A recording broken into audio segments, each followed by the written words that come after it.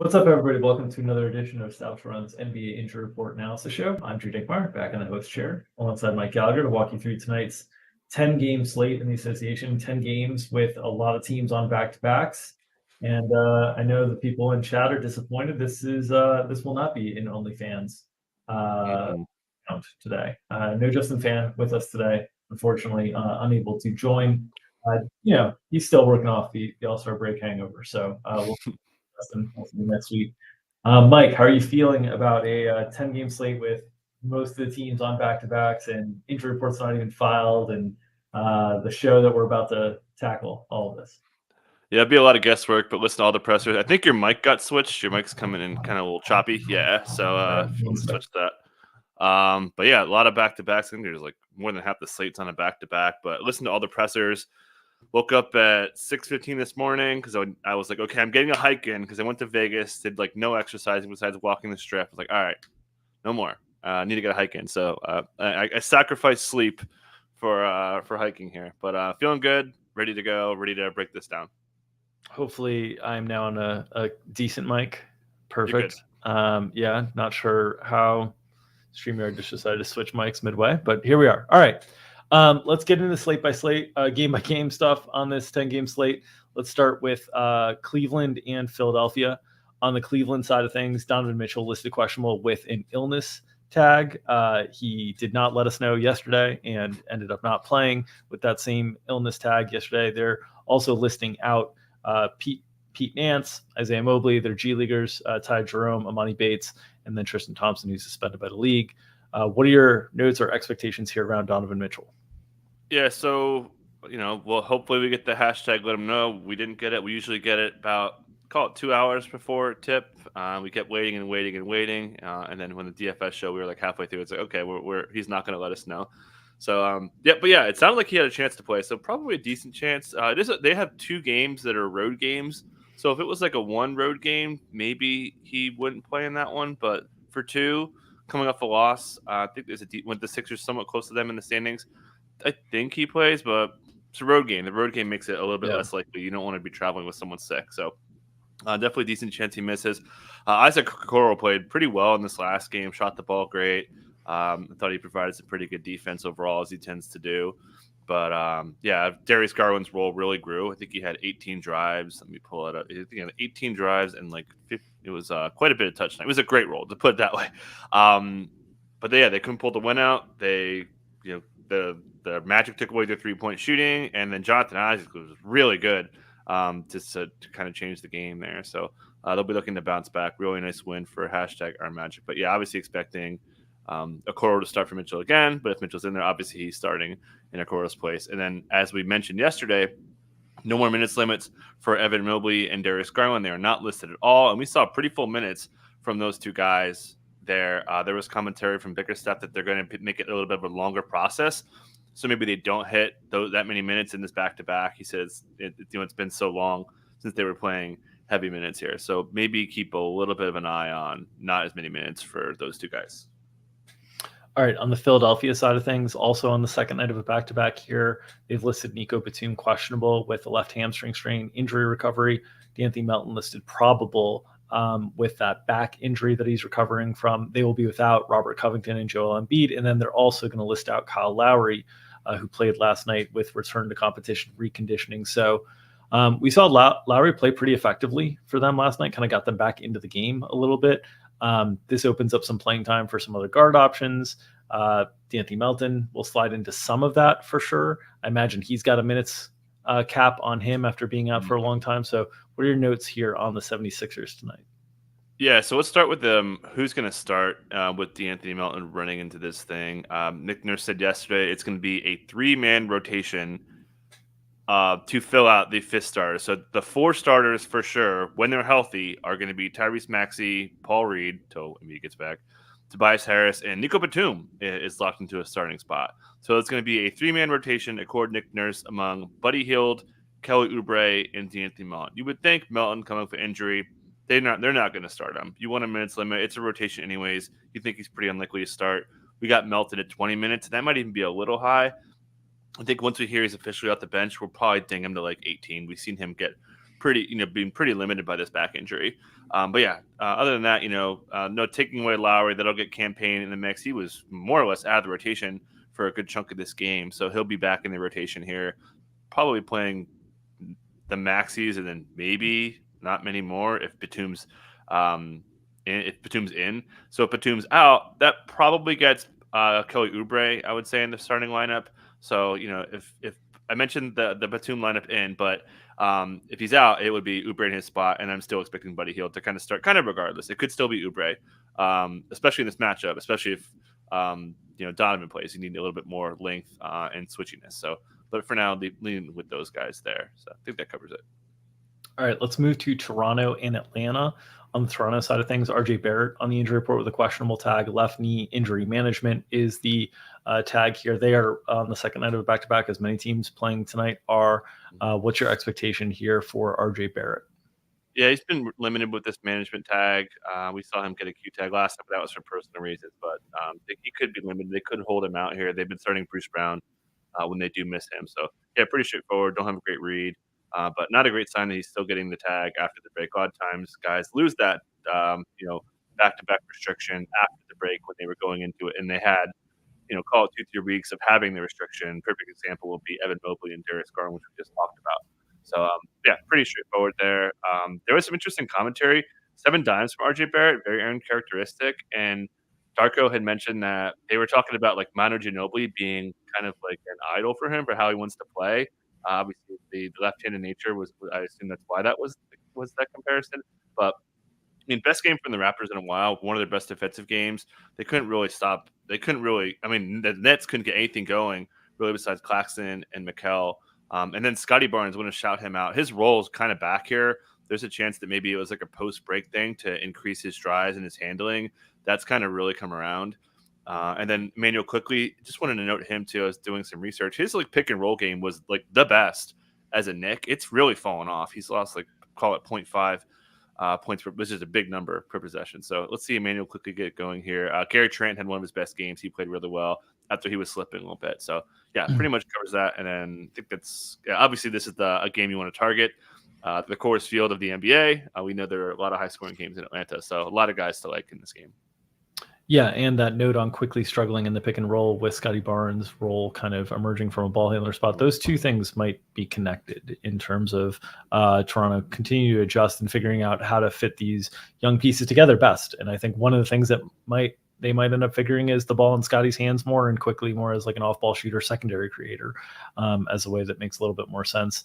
RJ and Manu, interesting comps. I get it from a playing perspective. Like they want to see him basically catch and shoot threes or just driving aggressively because Manu was just such an aggressive driver. RJ has a long way to go in terms of feel for the game to be able to earn a Manu Ginobili comp. Let's keep it moving to the Atlanta side of things.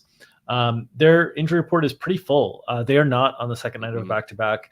They did not play last night. They're without Onyeka Okongwu, and it sounds like that's going to be for a while. Left big toe sprain has him listed out. They're also without AJ Griffin, Vic Krejci, Seth Lundy as G League assignments, out with Trent Forrest listed ineligible to play, and then Kobe Buffkin is listed questionable for a G League assignment as well here. But with the loss of Onyeka Okongwu, with Clint Capella returning but potentially limited, it seems like we're going to see more and more of Bruno Fernando as we saw kind of heading into the break. Yeah, so let's start with Capella. He's going to return from a kind of multi-week absence here. Quinn Snyder said yesterday, or he suggested that he'll be on a minutes limit. Clint Capella, a shoot around, confirmed that today. So we have Capella at 22 minutes. I think he still starts. They've got other options. You mentioned Bruno. Bruno played pretty well in this game, way more minutes than him than we expected going way back to this game. He had a bunch of foul trouble. He was heading for like 30 minutes if he had avoided foul trouble, which is very uncharacteristic. I believe it would have been a career high. So that mostly covers it. I expect those guys to cover 45-ish minutes.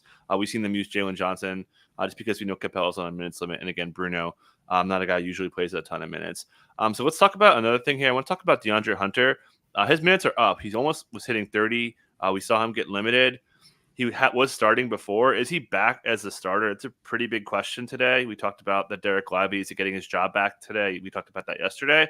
I think that's one of the bigger ones today. I'll talk about that. We talked a lot about curveballs coming yesterday. Sorry to backtrack a little bit, but we had two. We had Jordan Poole off the bench, and then the Jazz. They had a pretty big curveball starting Taylor Hendricks, which we hinted at. We hinted at the wrong guy, and it cost us a bet on Walker Kessler. I thought it would be John Collins' stat. But yeah, I think DeAndre Hunter's got a chance to return. Obviously, it's a great matchup. The Raptors were defending like crap prior to yesterday.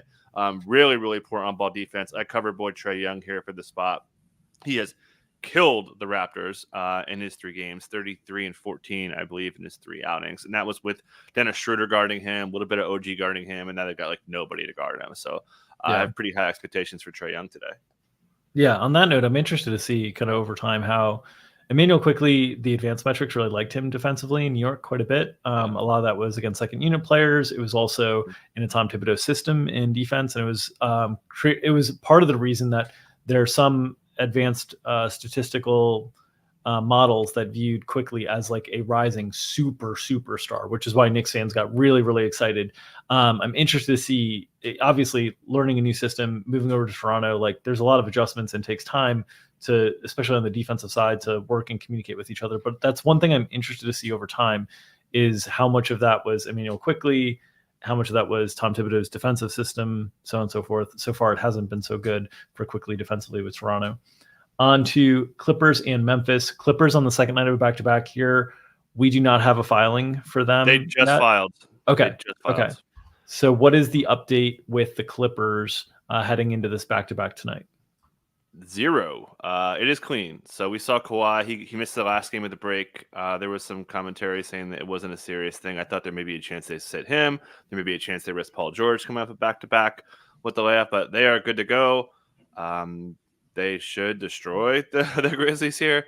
Really great game from the Thunder. We'll talk a little bit more about them later. But pretty straightforward. Ty Lue was just basically tipped his cap. He spent half his presser talking about how good the Thunder are. They played a pretty good game. It's just OKC just completely took over, especially in the second half. Yeah, and we're long gone from the Paul George minutes limitations, as you see, getting up to 36 in a game that they lost by 22 last night. Should also mention that Zubac's minutes limit was lifted officially. We saw it was basically lifted the last game, but it's officially off now. So could be a pretty decent spot for him.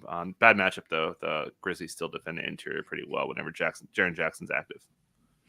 On the Grizzlies side, Jaren Jackson listed probable. That's probably the biggest note. They're still without Marcus Smart. Obviously, John Morant, Scottie Pippen Jr., who's out for a few weeks, along with Desmond Bane and Brandon Clark. Jake LaRavia also questionable here. He hasn't really been in the rotation, so it's really just this probable tag for Jaren Jackson Jr. But what other notes do you have on the Grizz as their roster keeps kind of turning over as the season goes on here? So perhaps you'd have to be a true sicko to know that this probable tag for the Grizzlies is extremely odd. And I messaged Fan. I was like, when the hell is the last time we've seen a Grizzlies player listed as probable? And Jaren Jackson hasn't been listed as probable since 2019. For a guy who's had some injuries, they don't use the probable tag. So it was very flummoxing to me to see that tag when I was looking at the injury report and I was running matchups yesterday. So obviously we got to take it for what it's worth. But again, I just want to know how odd that is that they tagged him probable. It's like just never happens. So again, we'll treat him in. This game I have on the screen, they were really short-handed. Jaren Jackson missed this game as a back-to-back. But before that, they had Luke Kennard, John Conchar, obviously Vince Williams, Santi Aldama, and then Jaren Jackson. That's who we're expecting to start today.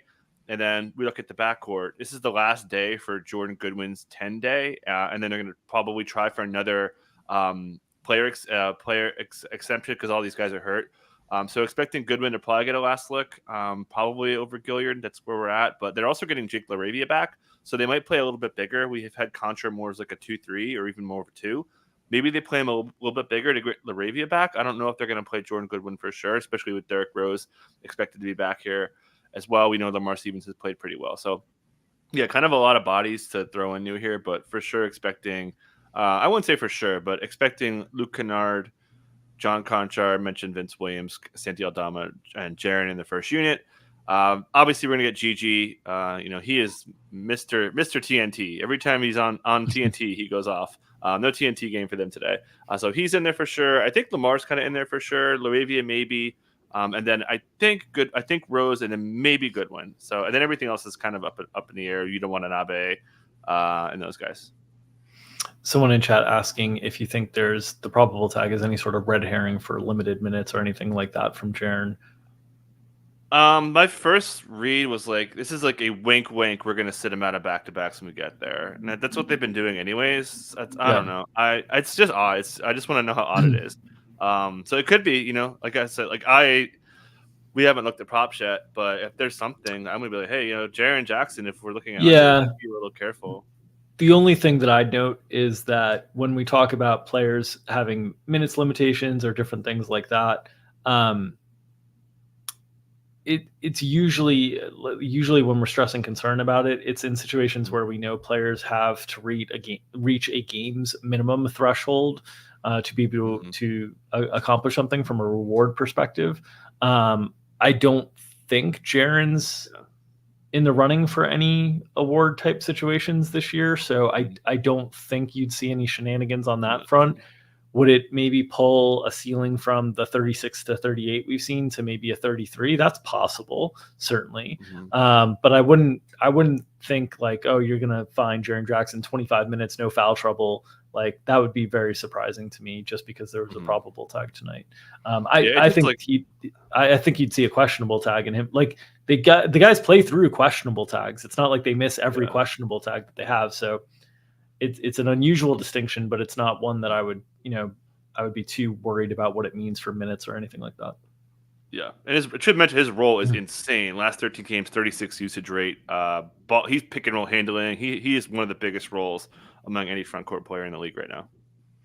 Let's move to Miami and New Orleans. Miami, also a team that is not on the back end of a back-to-back, does not leave them without a full injury report. They're without Terry Rozier and Josh Richardson, as well as Drew Smith, who's been lost for the season. They have an available tag on Duncan Robinson and then questionable tags on Orlando Robinson and Tyler Hero. Tyler Hero, right foot discomfort. They will have Jimmy Butler available. He had been away from the team due to personal reasons going into the break. So what are your notes here on the Miami Heat? Yeah, let's start with Jimmy. Eric Spoelstra said yesterday that he has been kind of keeping in shape. He's a full go. So we have his minutes pretty full. He was cooking before he went off. And this is with Terry Rozier for each of his last 7 games. He was, I want to say 24, 7 and 8. He had a really good stat line, really efficient. So expecting Jimmy to pick up where he left off. Matchup's not going to be great. I expect Herb to guard him. Tyler Hero, new injury for him. Don't have a great read on this one. Spo didn't really give us anything. So obviously if he's in, he's starting. Obviously Bam's starting. Feel pretty good that Caleb Martin's starting. So the 5th starter is between a few guys, with Hero in. I think it's still Duncan, right? Duncan was playing so well. That 2-man game with him and Bam was working so well. So I think with Hero in, they go Hero, Jimmy, Bam, Caleb Martin, Duncan Robinson. I think that's 5. So yep. And then the bench, Jaime Hawkins would be kind of the 6th man. Kevin Love probably in there, and then Haywood Highsmith's still in there. And there was a commentary from Nikola Jovic saying that I either start or I don't play. Yeah. And I forgot to add they have DeLon Wright too, so they've got a pretty good rotation. So it feels like they don't really need Jovic. So I feel like this is like hey, you're not starting, you're not playing. So I think Jovic is out of the rotation with Hero in. With Hero out, who starts between a few guys? It could be DeLon. I wouldn't be surprised if they start DeLon. Should also note Eric Spoelstra has known DeLon Wright since he was 12 years old. His older brother Darrell Wright used to play for the Heat way back in the day. So that was a pretty cool story. And apparently Udonis Haslem and Darrell Wright were in contact with DeLon and Spo to get that deal going. That's kind of what I thought was going to happen, but it was pretty cool to hear that confirmed. So he could start. I would lean as still being Jaime. We've seen him kind of start at point, and then I think they would probably being Jovic and just play a little bit bigger. So I think that mostly covers it. Yeah, it's interesting. In the past, they were so hesitant to play Hero and Duncan Robinson together, but some of it's sort of worked, especially when you can play Duncan more so as a hide defender because of his length. He can play. He can basically play kind of the dunker defensive slot because of his height and still offer contests at the rim, even though he's not a great rim protector, and get out to the 3-point line to contest. And so they're able to hide him with some of these smaller combinations that it's actually a bigger team because Duncan's big, Jimmy's bigger. Like positionally, it's bigger. If you like slide Caleb Martin kind of as more of a 3 or a 2, and Jimmy is a 3, then you're kind of like big positionally across, and it works. It's been interesting to see that innovation with Spo. But yeah, it'll be interesting to see DeLon Wright. Love that acquisition for Miami. I think he's a really good player. I think a lot of teams could have used him at the buyout situation. So if Tyler Hero's out, I agree with you that I think Jaime Jaquez gets in the starting lineup just because they need him to use more usage, help facilitate possessions, and then I think DeLon Wright would be the primary guard off the bench. But yeah, the Jovic stuff is strange because he did have that one really nice game before the break, and you see it, and you're like, oh, can we see more of this? And it's like, no, not yet. All right, New Orleans side of things. They are another team on the second night of back-to-back here. We've got questionable tags on Zion Williamson, left foot contusion, Brandon Ingram, non-COVID illness. Ingram missed last night's game, did not affect the Pelicans. They continue to roll. Zion Williamson, CJ McCollum, Jonas Valanciunas, all were great, as was Herb Jones. In this one, 7 steals, an outrageous performance from Herb Jones there. So those questionable tags on a back-to-back, always concerning. They're still without Dyson Daniels here. And of course, Cody Zeller is still available with the face mask, as he has been for the last 3 months. Mike, what are your notes on Zion and Ingram here? Yeah, Zion, we saw this tag come in. He hasn't played in the back-to-back since January 3rd. Expected it. We'll see if he goes. They've said that he could play in back-to-back, so we'll see. Pretty straightforward there. Let me just talk about how great Zion was yesterday. 27, 9, and 3. Those 9 dimes were not fluky. He had 19 potential assists. He was full on point Zion, almost 6 minutes of touch time, 29 drives, 21 points off those drives. It was one of the best rolls Zion has had all year. And again, I talk about this a lot. Whenever you see a roll increase after the break, you got to put some stock into it. And this has been talked about. How often I've been talking about this? Willie Green, every presser is like, hey, we want to get him the ball, bring the ball up, and set CJ up as more of a second side scorer. And it's been great. So if one of them is out, and then Brandon Ingram illness missed yesterday is straightforward. You don't need me to tell you that. So if one of them's out, we know Trey Murphy's going to start. How healthy is Ingram? I don't know. Well, I actually have a question mark there. Do we know Trey Murphy is going to start? They were hesitant to use him in back-to-backs previously. Yeah, we had that while one. While you were gone, they did put him out there in a back-to-back, and he played pretty full. So this looks to be over. So pretty confident he'd be starting. And we saw Jordan Hawkins was the first sub, so maybe they go to him. I don't know. It's probably too much space. I think they want to break that up. Yeah. So I guess they would go Najee. I think Najee. Yeah. So if they're both out, then but obviously if it's one of them, it's gonna be Trey. So if they're both out, CJ, Herb, Trey, Joe Val. I'll talk about him in a second, and Najee. And then if it's one, it's Trey. So let's talk about Joe Val. He gave Şengün the business. But do you want to play him against Miami? Miami's rim defense has really, really turned it up. Their last 15 games, their rim defense is right back to where it was last year. Not quite as high, but it was an issue. They were last in points per possession and rim stuff. They've been really turning it up. I believe they're 6th in defensive rating since 2024. So pretty tough matchup here. Herb, you mentioned 7 steals, career high. They just set the tone, man. They were running all over the Rockets last night against the team that was ranked. They've been dethroned. The Rockets are not number 1 in transition defense anymore. The OKC knocked them off.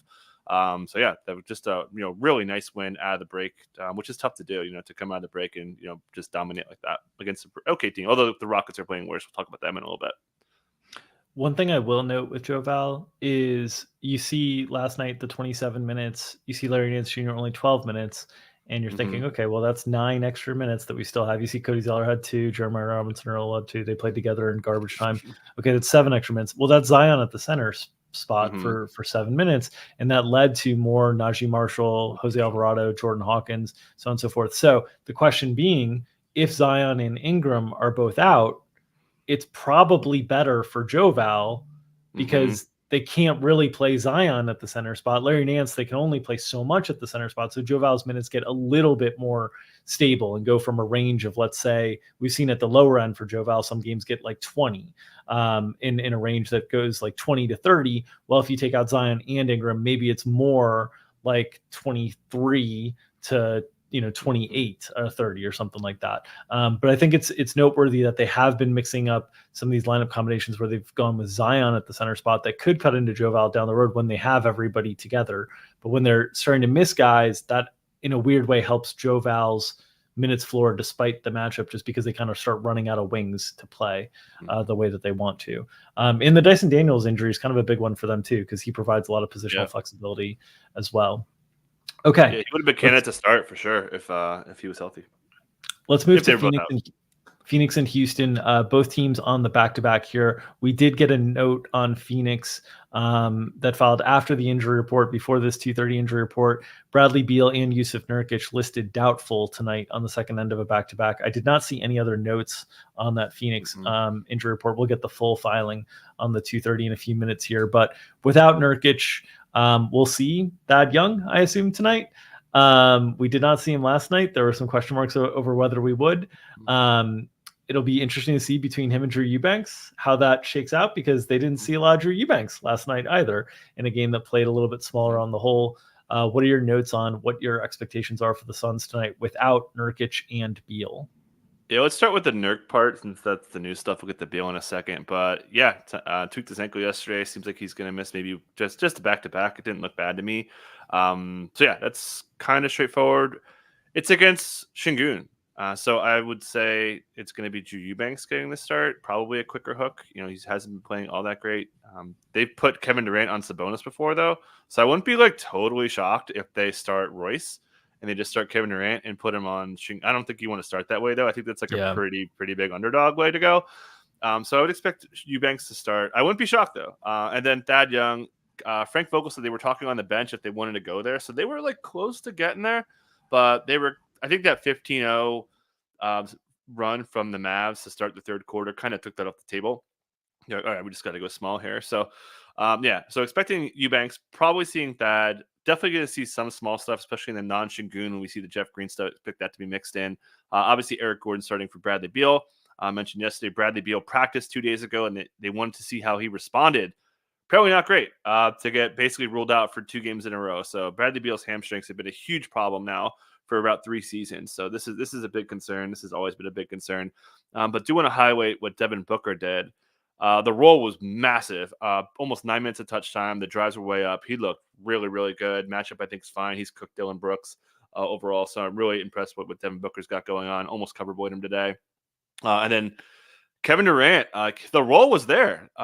He doubled his drives per game last night. He was really aggressive, but he got put in PJL and the maximum security prison as he couldn't make shots. He was sloppy with the ball. He really was hard on himself.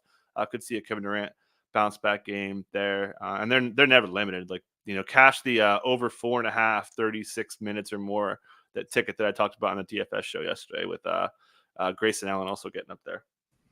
Yeah, one of the things at the deadline, I was assuming that Phoenix getting some depth with the acquisitions of David Roddy, Royce O'Neal, Thaddeus Young. I thought you might start to see some easing or deepening of the rotation. I mean, this rotation last night was practically a playoff rotation on the front end of a back-to-back. On the front end of a back-to-back. And so I'm interested to see how things are tonight without Nurk, because he was one of the basically 7 guys that they were comfortable playing. You remove him and it's okay, well, you got to start spreading these minutes around somewhat. So I'm interested to see how the minutes allocation, not so much I'm not concerned about KD or Booker or those guys getting managed at all, but I'm more interested to see if you see a little bit more spread between Eric Gordon on the second night of back-to-back. Are they going to play him mid-30s consecutive games?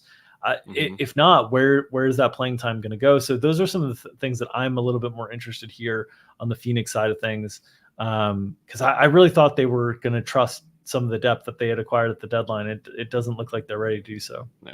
Nope. Houston side of the equation, they got wrecked last night. Not a competitive performance from Houston. Second night of back-to-back here. We don't have a filing yet. Let's see if we got one here. I'm checking right now. I'm refreshing as well. We got it. Okay. Yes, basically I see it. Yeah. So Tari Eason's still out. Steven Adams, Nate Hinton, Jermaine Samuels Jr., the other guys that are listed out here. No other additions to Phoenix. Damian Lee listed out. I'm surprised that Eric Gordon is not listed in any way, shape, or form on the Phoenix injury report. So stay tuned on that side of things. But Houston, everything's basically the same here. What are your expectations tonight?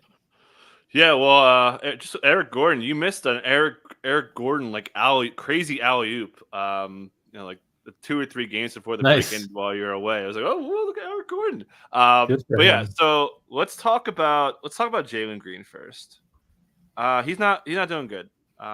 We talked about this yesterday. He basically lost closing minutes to Aaron Holiday, and it wasn't because of injury. We saw when Amen Thompson subbed out, they went to Nate Hinton. He's down quite bad.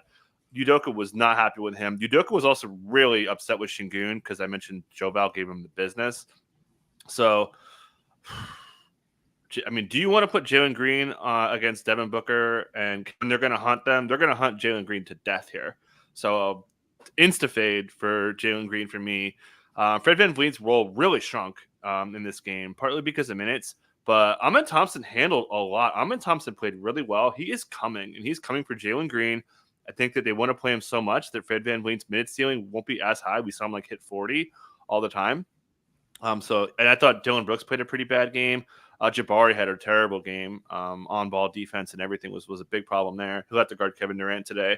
Looking for him to bounce back. But obviously still expecting Green to start. But I said this yesterday. I said I wouldn't be shocked if they started Amen Thompson over Jalen Green. And I'll say it again. I won't be shocked they do it again. There, and then everything else is straightforward. As expected, Aaron Holiday went away mostly. Cam Whitmore's minutes are still pretty good, so they kind of they're turning the young guns loose.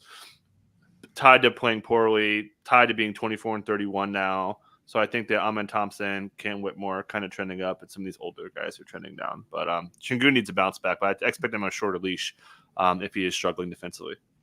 Yeah, and they're just giving me a little false hope on my under 31.5 on the Rockets this year. They're giving me a little bit of false hope. Need to string a couple more losses together, and I can start to talk myself into it. But this is kind of honestly the way they've played the last few weeks is more of what I expected this season. I was surprised at how much they had gotten out of Dylan Brooks. He had played really, really effectively this year. And Jalen Green has really fallen off a cliff in the last few weeks, which I was skeptical of his development. But yeah, it's been ugly for Houston. Yeah, just to add, if I could add some X's and O's talk, they can't shoot the three. Last time I looked it up, like 4 or 5 games ago, they were dead last over like a 25 game sample by a good solid 1.5%. Teams are just packing the paint on them, and they can't score inside. They can't hit threes. They can't score now. So it's just been going quite poorly. Yeah, the challenge for their offense is they've got 2 guys that can initiate. One of them is one of the only guys that can historically shoot the 3, which is VanVleet for them. So if he's not really a pull-up 3-point shooter in half court. He is in transition. So he's more of a spot-up shooter in that role. So if you've got the ball in his hands, can't really work there. And then if Jalen Green isn't the shooter and you're going to Amen Thompson's not the shooter either. So now Dylan Brooks is your floor spacer. Okay, that's not great. And so all the shooting onus is on Jabari, and Jabari hasn't shown a willingness to take enough volume to be respected. So it's as you mentioned, it's just getting really crunched inside for the Rockets offensively.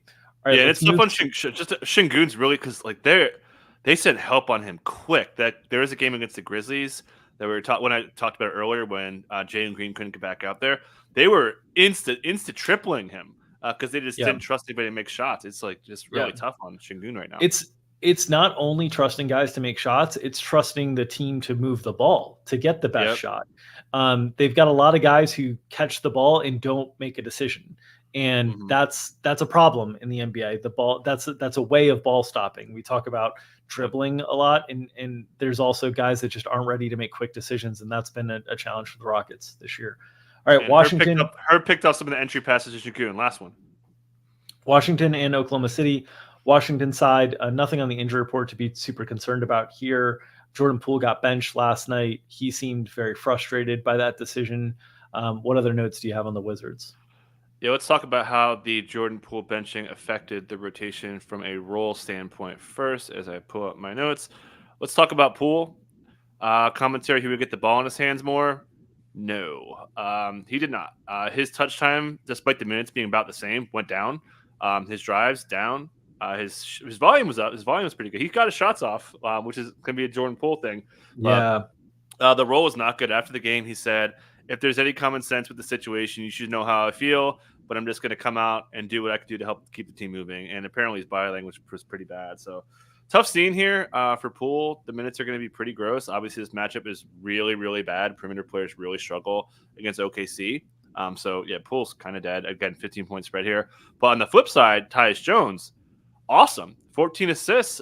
Not fluky. 24 potential assists for Tyus Jones. 6 minutes of touch time. That's up 1.5 from where he was pre-break. A little bit aided by a minutes boost slightly. He's been awesome. Matchup's probably a little bit softer because Kyle Kuzma is going to get J-Dub. So, yeah, we'll see how they handle it. And then Bilal Coulibaly just doesn't shoot enough. He'll have to guard SGA, so Godspeed, sir. And then Denny Avdia, the whatever tour he was on. I don't know what narrative we got. But he finally cooled off, which is, kind of something that was bound to happen eventually. Yep. Oklahoma City side of things, their injury report fairly clean here on the second night of back-to-back as well. It's just the G Leaguers that are listed questionable or out. We saw Josh Giddey not start the second half as Isaiah Joe was the start in the second half. We saw Gordon Hayward extremely limited, just 14 minutes in that one. I don't know if that's back-to-back related or if this is just a really long ramp-up plan. But I'm interested. It's notable to me that he's not on the injury report so far. We'll see. OKC does change things from time to time, but what are your notes here on the Thunder? Yeah, let's start Hayward. We were pretty confident that this Hayward under we had yesterday was going to hit. Mark Dagnall said multiple times that, hey, he's out since Christmas. We're going to take a really long time here. So I expect like a multiple week ramp up here. Probably going to be under 20 again here. Curious to see what his lines are. So let's talk about Giddey. I think this was planned. Based on Mark Dagnall, he said that he took the break thinking about ways he could add new lineups, new curveballs to throw at teams, and he's going to do it every game. He said they're going to do it today.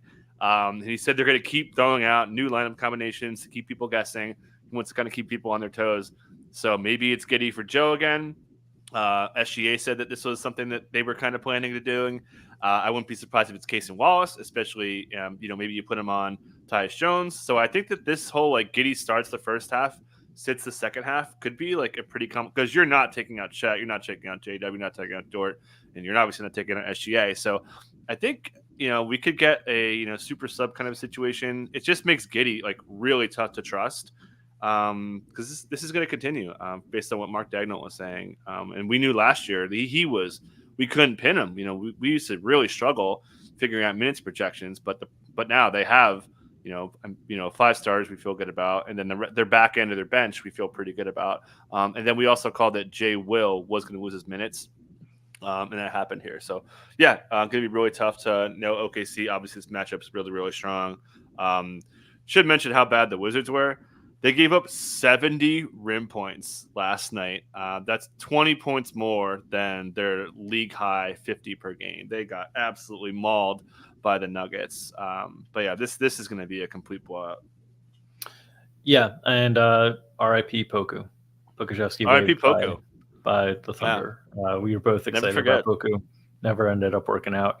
Yeah. So it seems to me, like what they're trying to do is sort of prepare that as they're building up Gordon Hayward's minutes, he's going to slide into that Josh Giddey role come playoff time, come meaningful basketball time is what it seems like they're preparing to me from kind of afar, which is like right now we know Gordon Hayward can't play a lot of minutes.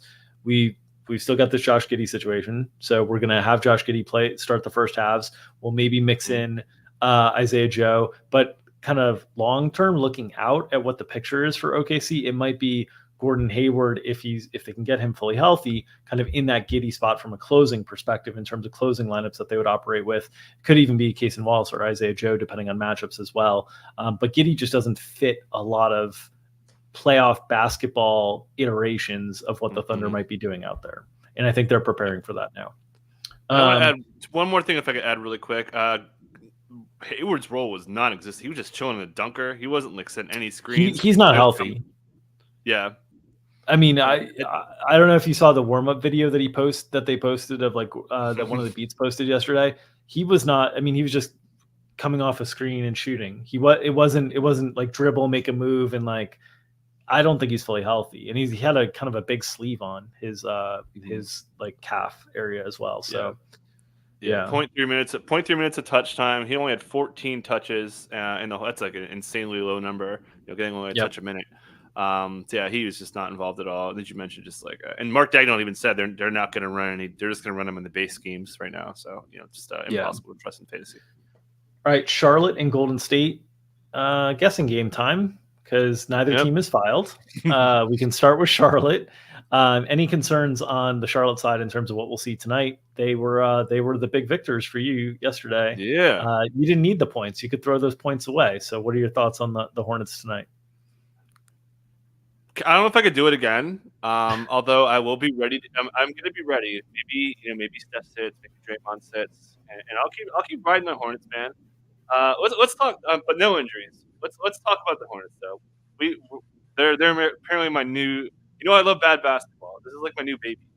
So since they have made the trade, they have 104.6 defensive rating. That's better than it ranks third, small sample, but better than the full season Wolves. They were dead last before that. They're killing it, man. They're playing really, really good basketball. They're actually getting killed around the basket, and they've been getting a little bit lucky. A lot of like 3-point shooting variance has really worked in their favor. But they're playing really connected basketball. They're playing with the system. Trey Mann's playing awesome. The minutes were down. The shooting was down, but he's still driving 15 times per game for a guy that's playing like 30. That's a really big number for him. And I want to shout out Grant Williams. I tweeted this out. In 4 games with the Hornets, he scored 24 points as a roll man. 47 games with the Mavs, just 36. So if at this pace, he will tie his Mavs total in 2 more games as a roll man scorer. He's been playing awesome. Just start him. I said this just start Grant, man. Like Clifford said, the 5-out system's working for them. I don't know. It's just time. I think they just start Grant Williams. I wouldn't be surprised, especially against the Warriors. I don't think they want to put Nick Richards out there. So Grant Williams, another kind of possible lineup change coming today. I'm just got to mention Miles Bridges. He's playing like 38 a night. Last 7, 26, 7, and 5. Just getting all the usage right now. Brandon Ingram also, I think, is in a good spot. We saw him avoid foul trouble. The Warriors don't draw fouls. So I think a lot of the high-end guys, despite the Warriors playing pretty good defense, I think are in an okay spot. But back-to-back, they are pretty big dogs here. I'm not going to be as aggressive with my Hornets stands today. Any reason for optimism around LaMelo Ball and a potential return? No, not yet. I don't think there's any reason to with a 4-41 record. But you never know.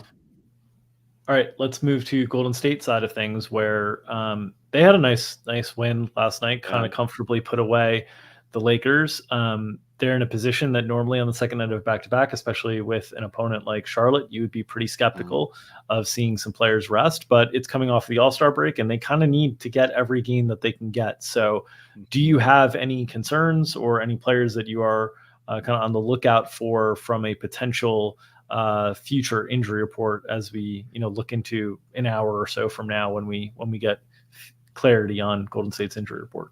No, not really. You get the Steph versus his family narrative. Seth on the Hornets, his dad, the color commentary guy for the Charlotte Hornets. That's a lot of C's. But yeah, I think they're going to be in. Don't have much to say. Kurt didn't really say anything. So yeah, I think they win. But Draymond's minutes were like yesterday. Should be fine. Yeah, not much else to add. They're playing. Their defense has been really, really good, man. Ever since the Draymond starting lineup, they've been like one of the best defenses in the NBA. So, going to be tough for my Hornets. Yeah. It's anybody who had question marks about how impactful Draymond Green is to the Warriors' kind of dynasty and championship runs and winning basketball. I actually think this year is probably the year that we've gotten the biggest explanation of how impactful he's been, because we've seen, Clay not play at the same level this year. We saw kind of in his absence how much the defense struggled, and we've seen kind of as soon as he got back, the defense flipped a switch and the Warriors started to look a little bit more dangerous. And now they're looking even a little bit more than dangerous of late. They're starting to look kind of like the Warriors team that we expected coming into the year. thanks to Draymond's defense, thanks to Kuminga's improvement, thanks to Andrew Wiggins regaining his form, all these things kind of working in tandem together have made the Warriors look pretty darn dangerous of late. Let's move to Denver. I should mention actually really quick, Gary Payton too missed yesterday for illness. He could be questionable, possibly return today. Okay. Denver and Portland. Denver on the second night of a back-to-back here. Possible that we could see some rest issues for Denver, but they talked about kind of coming out of the break and really wanting to kind of play with a playoff level intensity. They also have talked about prioritizing their guys' health going down the stretch, and this was something that they did last year as well. So we saw last night, I was surprised to see a fourth quarter rotation for Jokic, given where the game was, but Malone decided to bring him back. That sent up a little bit of, yellow light flashing for me about whether we see somebody come up on the injury report tonight. What are your expectations for the Nuggets whenever they file in the next few hours? Well, yeah. Shout out to the pressers. Mike Malone said that they're going to get Jokic to triple-double next time they play the Wizards, and he almost had it in the first half. So that was a nice little, plus 150 cash, plus 135 cash. That was easy money. We should have took it as an official. I know. But that would have been hilarious. That would have opened up a Pandora's box for us. Yeah. Okay, so let's talk about Kentavious Caldwell. Hurt his finger yesterday, coming off multiple aggravated hamstring. I shouldn't say he only aggravated it once. I hate when people say re-aggravated when it always once. Anyways, so I think KCP pretty likely to sit. That's great for Anthony Simons. I think Jamal Murray very likely to sit.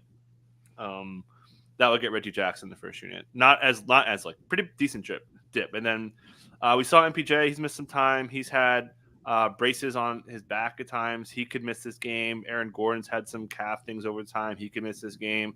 Jokic, he's had back, and we see his back constantly getting wrapped in the first quarter. He could miss this game. So kind of on red alert here. That's all I really got. It's all guessing, but keep an eye out for the injury report if you want to get some CLV. Maybe they really sick guys against the Blazers here. Yeah, and it seems like a decent spot because the Blazers, are rested here. They are without some guys kind of coming in, so it's never comfortable. We'll get to their injury report here in a second, but just if Denver's sitting guys, having played last night, travel to Portland's sitting there kind of waiting for you. Portland's played they've been, pretty scrappy at home this year. It's not a bad spot to look at that as well. Yeah. Portland injury report though is full. Malcolm Brogdon's out. Scoot Henderson is out. Shaedon Sharpe is out. Jabari Walker is questionable with a right ankle sprain. So it's not the full Portland Trailblazers, and especially at the guard spot, it's just Anthony Simons essentially left here. What are your notes on the Blazers? Yeah, not great for Scoot. And should mention Shaedon Sharpe's just doing standstill shooting, and they just talked about him having hope to come back. No. So, so I don't think there's too much to say. They usually start Matisse Thybulle in that spot, so expecting a starting lineup of Anthony Simons, Matisse Thybulle, Jeremy Grant, Jumani Kamara, I'll get to that in a second, and DeAndre Ayton. We saw Duop Reith get in, and obviously, if KCP's out, he could go completely. If multiple players are out, you want to play this game close, you guys can talk about more on the DFS show. So I want to note something here that struck me that was pretty interesting. So Duop Reith got a standard contract yesterday or 2 days, whatever day it was, and it was interesting to see that Chauncey Billups called him his third center. So we saw a little bit while you were gone. There was some Jabari starting at the 4 and then not starting at the 4. You'll just look on the screen. That's what happened in this last game. So I think that they're going to start Tumani for that reason. Like my first instinct was like maybe they don't. They want more size for Jabari just because Denver's so big. But it seems like they're kind of comfortable going that way with Tumani and Matisse Thybulle kind of pulling it around. But it sounds like they're going to start the way that I just said. Jabari's still in the rotation for sure. And then so I think Delano Banton's got a role. He's kind of come out of nowhere. He's picked up that backup point guard spot. Has some wing, has some size. I think they need that there, especially with Tumani picking up so many fouls. So I think he's kind of got a rotation spot. Then we'll see if Ashton Haggins can kind of hold it down. But if Denver misses guys, I think Portland, as bad as they've been on offense and defense, maybe they could hang around, catch Denver on a back-to-back here. The challenging thing here I'd note for Jabari kind of playing as a backup 5 is the more guards that they're down, the more that they have to start sliding everybody down because they just don't have a lot of roster depth. So you might still see Jabari essentially act as a 4 tonight. simply because like in this instance of this last game that we have on screen here, they had Scoot to play 31 minutes. Now they've got to elevate somebody into that role. And the trickle down effect is they don't have a lot of wing guard depth. We're talking about, Banton and Higgins and guys that weren't on the team aren't going to, fill like huge starter roles. Tybal, might have to shift down positionally a little bit because of the lack of depth issues. That gets corrected when and if they get these guys back, right? When they get Scoot back, it sounds like Sharp's going to be a ways away. I'm shocked that they didn't move Brogdon at the deadline. Yeah. Whenever they get these guys back. But for now, you might see Reith still kind of play that backup center role just because of bodies. They just kind of need bodies to play. Let's move to Milwaukee and Minnesota, kind of the game of the night here. Both teams not on a back-to-back, not on the back end of a back-to-back. Minnesota's on the front end of a back-to-back here. Milwaukee too, actually? No, I think Milwaukee plays on Sunday. And then Milwaukee tonight, Chris Middleton listed out, left ankle sprain. Giannis listed probable with the patellar tendonitis. Pat Connaughton listed probable with patellar tendonitis as well. What are your notes on the Bucks tonight? I just want to note Middleton. So Doc Rivers ruled him out for basically 2 games, despite saying he's okay to play he's cleared to play in the playoffs. It's a very Doc answer. Like, why would you? To be fair, we are very harsh on Doc Rivers because he has been very poor at communicating injuries in the past. The Milwaukee Bucks around Chris Middleton as an organization have not been very clear with their injury reporting, and they're talking about Chris Middleton's recovery for a year now. So it's an organizational wide problem with talking about Chris Middleton recovery plans. Yeah. Yeah. And he said that he would clearly play in a post, and like, why would you, I just don't get why you'd say clearly, and then roll him out for 2 games. Anyways, I think that to me, that's code for like, oh my God, we're going to have a really long Middleton ramp up. That's kind of how I interpreted it. Just wanted to note that. So yeah, ignoring the P tags for now, we'll see, blah, blah, blah, blah, blah. You know the drill. Jay Crowder, who left to guard Cat here again. They usually play the Giannis hide-him game. Terrible matchup for Giannis. Giannis got really clamped in the last time by J.D. McDaniels. Only had 17 points, 3 boards, and 7 dimes in 27 minutes. He could not score in the last game. Rudy Gobert also really snuffed out a lot of his stuff too. Pretty straightforward. We'll see if Damian Lillard could maybe get the All-Star carryover after the MVP. Actually, one other funny note from Doc that actually made me crack up. He said he told his East All-Stars that to only shoot threes or layups, dunks, or they're gonna bench him if you don't take one. So I thought that was funny. Let's move to the Minnesota side. Where actually, one more thing. Danilo Gallinari in the mix. Doc Rivers said that they could give him some spare minutes here to keep an eye on that. Where do you think those minutes would come from? I think probably the wings, right? Like they just play bigger. Yeah. They play Portis as like more of a 4. Yeah. Okay. Yeah, that's what I was thinking. Okay. Not like he's like Gallo's not going to play the 5, right? They would have him basically play the 4. Yeah, more or less. Yeah. Okay. Man, if we did a who he play for game like the last 2 days for me after being gone for a couple weeks in this trade deadline and buyouts and stuff, this would have been the most I've ever struggled with that game in my life. Yeah. All right. Were you around when Tucson Wilma signed with the Grizzlies and now he's with the Pistons? Like that would be bad. Yeah. That guy. Nobody knows. Yeah. Yeah. That one I actually knew. But it's more some of the, I don't know, for whatever reason I was around for that one. Oh. Minnesota side.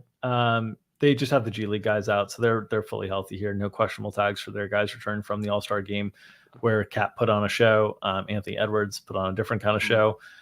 So what are your notes here on Minnesota?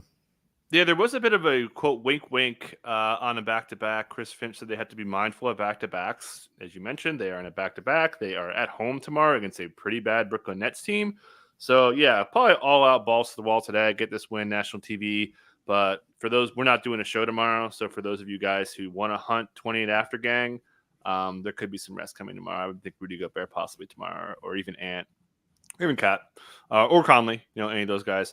I also want to shout out Nickeil Alexander-Walker. He's been playing freaking awesome lately. I think his minutes could come up a little bit to guard Dame at some of the expenses, some of the other Maybe Conley or somebody else, or maybe they play even Cat. I could see even Cat like losing like a minute to Nah.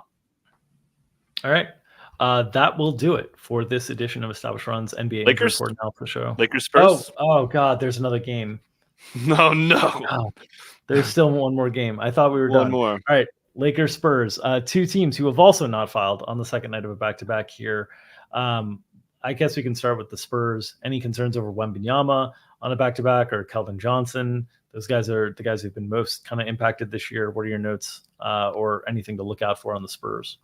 Yeah, Pop actually gave a pretty long presser. They played really well last night to hang in there in Sacramento as Kevin Huerter lit the beam on them. But yeah, Devin Vassell, there was some good commentary. Great matchup, right? We love jump shooters against the Lakers. Pop said that he has, getting my notes, he has, quote, singled him out and has, quote, reached a new level. So you love to see that. The minutes have been really strong. The volume's been great. So really like the spot for Devin Vassell. I gave him a great matchup in NBA matchup. That should be out now, by the way. And then, Wemby just missed a 5. I love 5. It's my favorite stat. Missed it by a dime, man. So he'll get it. Over under Wemby 5x5s is probably in the double digits in his career. He's gonna have so many of them. Yep. Actually, one more thing. So we mentioned yesterday that there was an outside chance maybe they go to Keldon just as like a post break change.